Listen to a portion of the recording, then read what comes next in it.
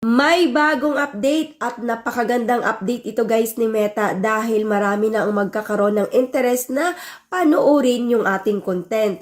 At ito ang inaantay nating lahat. Kaya naman, huwag kang kukurap dahil step by step ko sa inyong ipapakita. Trinay ko muna ito guys kung paano ito gawin. Kaya naman, eto na ang magiging tutorial ko sa inyo. At kapag ginawa natin ito, tingnan natin kung anong magiging resulta, ano yung magiging reply sa atin ni Meta kapag ginawa natin ito. So, eto, dahan-dahan kong ipapakita sa inyo. Pwede nyo ring subukan, wala namang mawawala. Huwag kayong matatakot kasi para ito sa ating content.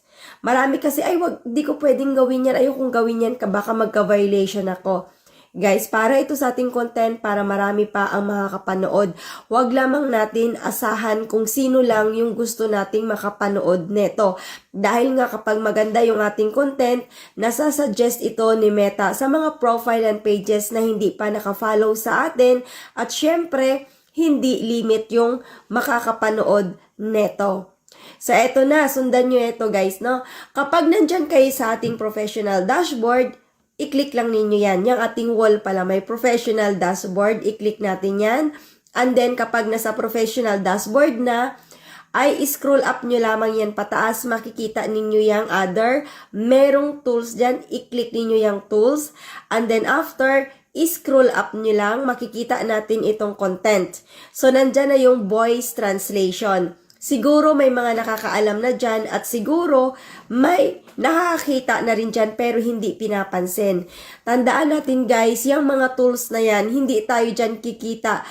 Hindi kasi yan monetization tools pero marami tayong matutunan sa tools na ito. At ngayon nga may bagong update siya na voice translation. So ngayon, kung ating susubukang gawin yan, eto yan guys, ang kalalabasan yan. Kaya naman, itry na natin, okay?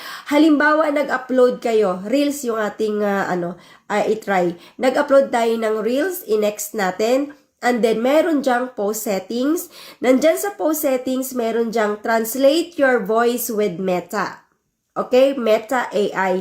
I-click natin yan. Kasi ang sabi dito guys, reach viewers in more languages. Alam nyo na, dahil marami ang magkakaroon ng interest na panoorin yung ating mga content, hindi lamang tayong mga Pilipino. Katulad niya ng mga followers ko, meron ako dito sa Europe, mga Italian, Spanish. So ngayon, hindi nila maintindihan yung sinasabi ko, lalo pa tutorial ako, hindi ba? So eto yung pinakamaganda. Tingnan natin kung dito ba ay pwede na nila akong maintindihan.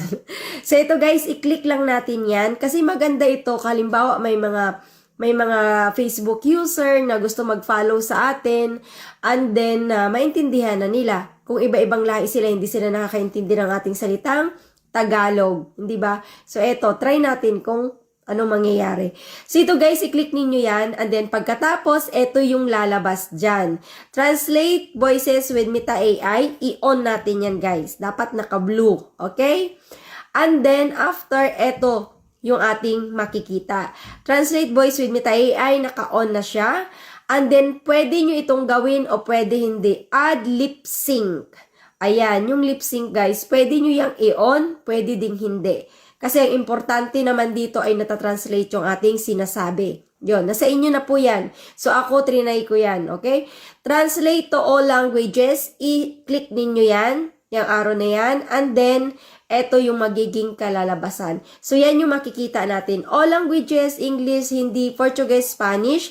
I-click ninyo yan guys and then i-save ninyo. And then meron pang isa dyan na isi-set natin, di ba? Review before publishing. So nasa inyo yan kung gusto ninyong i-review muna before i-publish ang ginawa ninyong content. Maganda din yun guys, pwede ninyo yang i-on. So dapat naka-blue yan pag na-on ninyo. Para ganito siya lahat. Okay? So yan, trinay ko yan. Yung ganyan. Para maipakita ko sa inyo. Ngayon, ano nga ba yung magiging kalalabasan nun?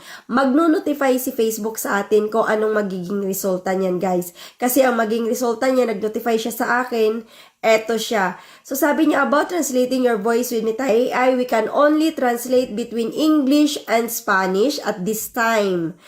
Here are a few best practices for the next time that you post. So, ngayon guys, ay English and Spanish pa lang yung natatranslate ni AI. So, abangan pa natin yung mga susunod na update niya. More languages pa yung kanyang gagawin na update. Sa ngayon, English and Spanish daw muna.